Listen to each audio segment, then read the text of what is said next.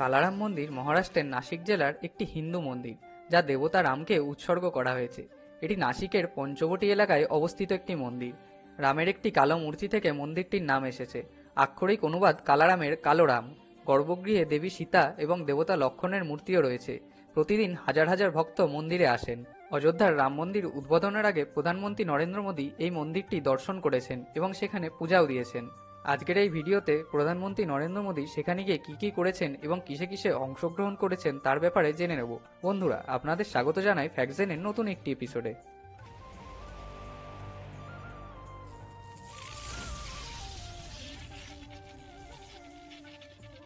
কালারাম মন্দিরে প্রার্থনা করেন প্রধানমন্ত্রী নরেন্দ্র মোদী। শুক্রবার নাসিকের বিখ্যাত কালারাম মন্দিরে ভগবান রামকে উৎসর্গীকৃত প্রার্থনা করেছিলেন এবং ভজন এবং কীর্তনে অংশ নিয়েছিলেন। ভগবান গণেশ ও ভগবান রামের পূজন এবং আরতিও পরিবেশন করেছেন তিনি। মন্দিরে ভগবান গণেশ ও ভগবান রামের পূজন ও আরতি করেন প্রধানমন্ত্রী মোদী। পুরোহিত মহন্ত সুধীর দাস পূজারী পূজার অনুষ্ঠান করেন। তিনি ভজন ও কীর্তনেও অংশ নিয়েছিলেন। প্রধানমন্ত্রী মন্দিরে প্রদক্ষিণা করেন এবং ভজন ও কীর্তনে অংশ নেন এবং মন্দিরের অন্যান্য ভক্তদের সাথে তিনি করতালও বাজিয়েছিলেন। এছাড়াও তিনি এআইয়ের মাধ্যমে রামায়ণ শুনেছিলেন। প্রধানমন্ত্রী রামায়ণের মহাকাব্যিক আখ্যান শুনেছিলেন, বিশেষ করে যদুকানু অংশ, যা ভগবান রামের অযোধ্যায় প্রত্যাবর্তনকে চিত্রিত করে।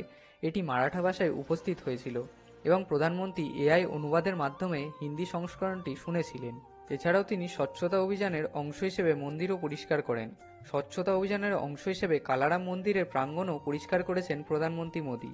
মপ ও বালতি দিয়ে মন্দিরের মেঝে পরিষ্কার করেন প্রধানমন্ত্রী। এছাড়াও সারা দেশে স্বচ্ছতা অভিযান চালানোর জন্য তিনি আবেদন করেছেন।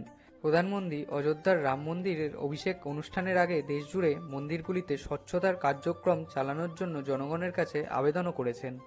এছাড়াও 22শে জানুয়ারি অযোধ্যার রাম মন্দিরে পবিত্রতার ঠিক 10 দিন আগে এখানে বিখ্যাত রাম মন্দিরে প্রধানমন্ত্রী মোদীর সফর এসেছিল।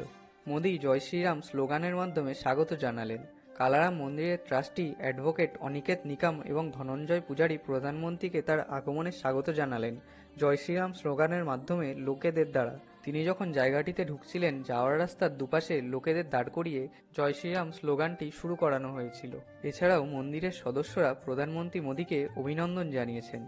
মন্দিরের ট্রাস্টি সদস্যরা তাকে একটি শাল, সম্মানপত্র, স্মারক, ভগবান রামের রৌপ্যমূর্তি এবং মন্দিরের দেবতা ভগবান রাম, সীতা এবং লক্ষ্মণের একটি ছবি দিয়ে সংবর্ধনা দেন। তারপর তাকে মন্দিরের প্রসাদও দেয়া হয়।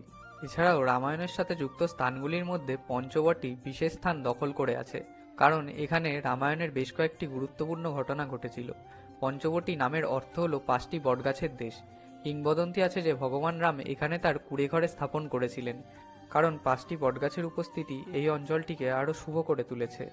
বন্ধুরা, আপনাদের যদি ভিডিওটি ভালো লেগে থাকে তবে একটি লাইক এবং শেয়ার করে দেবেন। আর এইরকমই আরও নতুন নতুন অবাক করানো ভিডিও দেখার জন্য আমাদের চ্যানেল ফ্যাক্টজেনটিকে সাবস্ক্রাইব করে বেল আইকনটি প্রেস করে দেবেন।